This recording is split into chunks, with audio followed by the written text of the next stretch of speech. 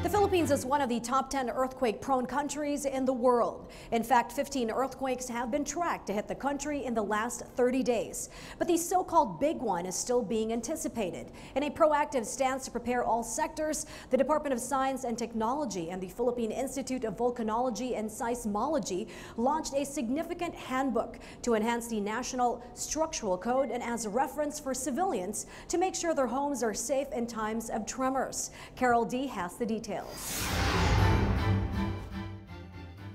There are more than 300 volcanoes that can be found in the Philippines, 29 identified as active and 27 considered potentially active. Among the 29 volcanoes, 8 are being closely monitored by the Philippine Institute of Volcanology and Seismology due to their recent notable changes in behavior. These are Mounts Pinatubo, Taal, Bulusan, Canlaon, Hibok-Hibok, Matutum, Parker, and the recently active signs of eruption of Mount Mayon. Ang subduction zone, ito ay yung lugar kung saan ang isang fragments ng lupa o yung tinatawag nating tectonic plates ay pumapailalim sa another tectonic plate. Halimbawa, sa figure na pinapakita rito, pwede nating sabihin ito yung, gawin nating halimbawa ito yung Zambales Range, ito yung Mount Pinatubo, ito naman yung West Philippine Sea, at meron tayong tinatawag na Manila Trench.